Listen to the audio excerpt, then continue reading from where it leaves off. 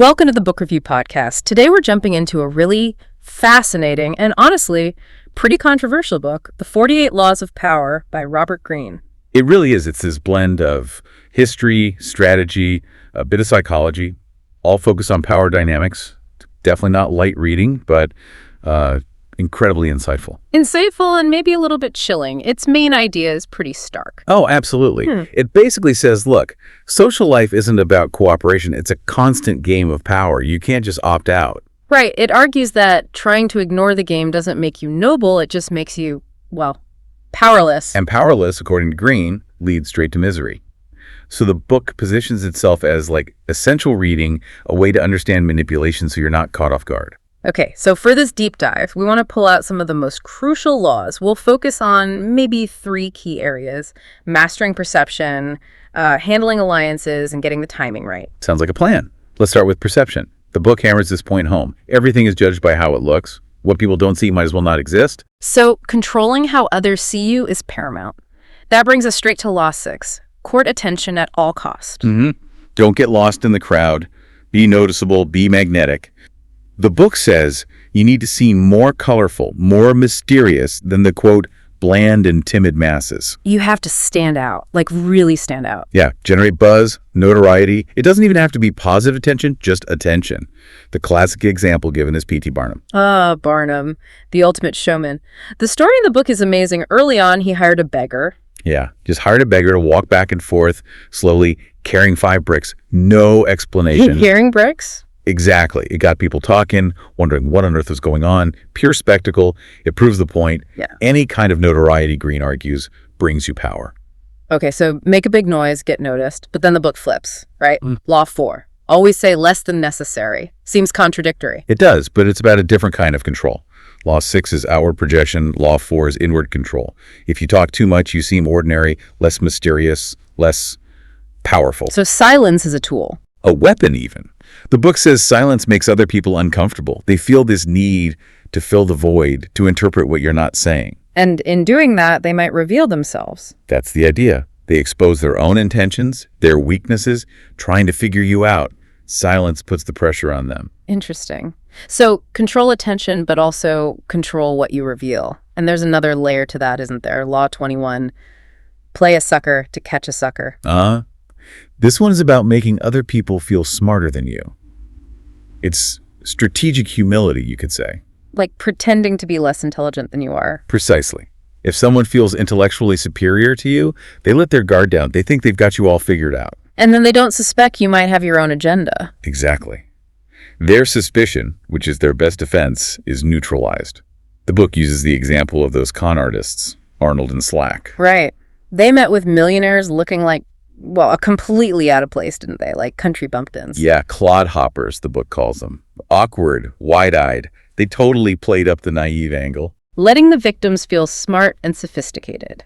Right before getting completely duped in that huge diamond scam. It's a perfect illustration. Appearing simple can be the ultimate camouflage for cunning. Wow. Okay, so perception is managed. What about allies? Who do you trust? This section feels even more ruthless. It definitely shifts gears. Okay. It's all about pragmatic choices, stripping away sentiment. And it starts with maybe the most controversial law, Law 2. Which is? Never put too much trust in friends. Learn how to use enemies. Ouch! Yeah. That just sounds isolating. Doesn't trusting no one make you vulnerable in a different way? The book frames it purely practically.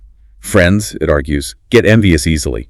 They know you, there's history, maybe they feel entitled to betray you. Whereas an enemy? A former enemy, if you bring them into your fold, might actually be more loyal. They have more to prove. Their loyalty is built on calculation, or maybe even fear, which Greene sees as more reliable than affection. So the message is, keep things professional. Don't let feelings cloud your judgment about who's actually competent and useful. Pretty much. You prioritize skill and competence over friendship, especially in work or strategic situations. Keep that distance. Okay, so you choose your allies based on competence, not warmth. How do you get them to help you? That leads to Law 13, right? Yes. Appeal to people's self-interest, never to their mercy or gratitude. This one feels kind of depressingly true. Reminding people of favors you did for them rarely works, does it? Nope. People see past debts as a burden they'd rather forget. The only reliable way to get help, according to this law, is to figure out what the other person wants. Find their angle. Find their self-interest, uncover something in your request that benefits them, and then, as the book says, emphasize it out of all proportion. Make it seem like you're getting the great deal. It's purely transactional. Completely. Yeah. The book mentions the ancient Athenians. They were known as total realists. Emotional appeals about loyalty didn't work. Arguments about how something would increase their power, that got their attention. Realism wins. Okay, so if relationships are transactional, how far do you take that? Law 7 seems to push it to the limit. Yes. Law 7. Get others to do the work for you, but always take the credit. Okay, that one definitely raises my eyebrows. It feels ethically problematic, but I can see the cold logic. The logic is efficiency in image. Doing everything yourself is limiting. You can't scale.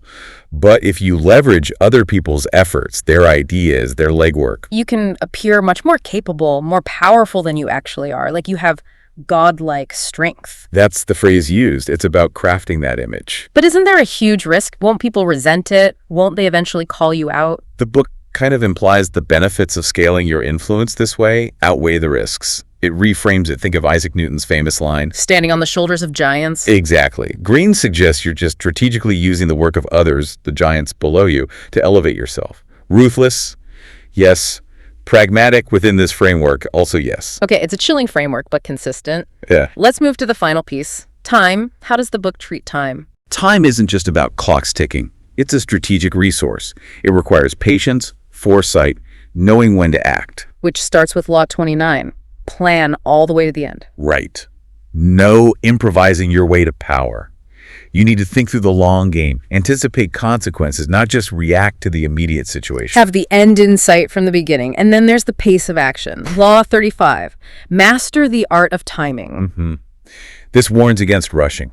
Hurrying makes you look like you're not in control of yourself or of the situation. So you need to be patient. Wait for the right moment. Become a detective of the right moment, as the book puts it. Know when to hold back, let things develop, and then know when to strike decisively, when the time is ripe or at fruition. The example used is Talleyrand, right, during Napoleon's return. Yes, Napoleon comes back from Elba, everyone's panicking. Talleyrand, he just waits, holds his tongue, watches. He didn't fight him directly. No, he laid a trap. A sweet and irresistible trap, playing on Napoleon's own weaknesses, his impulsiveness, patient, strategic timing. Which leads perfectly into the last law we'll cover, Law 47. This one feels really important after all that planning and action. It is. Law 47. Do not go past the mark you aimed for. In victory, learn when to stop. Why is victory the most dangerous moment? That seems odd. Because victory often breeds arrogance, overconfidence. You feel invincible. And that's when you push too far. You overreach. You overreach, you make new enemies unnecessarily, you get sloppy. You have to know your objective, achieve it, and then stop. Consolidate your gains, don't get greedy. And the historical example is Cyrus the Great. A really stark one. He won amazing victories, conquered Babylon, achieved his goal, but he didn't stop. He felt he had to crush Queen Tamiris too. And that was a mistake. A fatal one. He pushed too far, his army was destroyed, and he met a humiliating end. Apparently she had his head dunked in a bag of blood. A grim lesson in knowing when enough is enough. Wow. Okay, so pulling it all together, this book, it's undeniably cynical, maybe even dark, but you can see why it's considered valuable, right? Definitely. Whether you agree with the morality or not, it's like an education and observation. It teaches you to look at social dynamics, at history, and understand the mechanics of manipulation, how power actually works sometimes. It forces you to look past the surface. And it really leaves you with that core tension, doesn't it? Is it worse to be naive and powerless, potentially miserable? Or do you acknowledge the game, learn the rules, maybe even find it, as the book suggests, amusing? A provocative thought to end on. It definitely makes you think about the dynamics you see playing out around you every day. Thanks for listening to the Book Review Podcast. If you enjoyed this episode, don't forget to subscribe, share, and leave a comment. See you next time.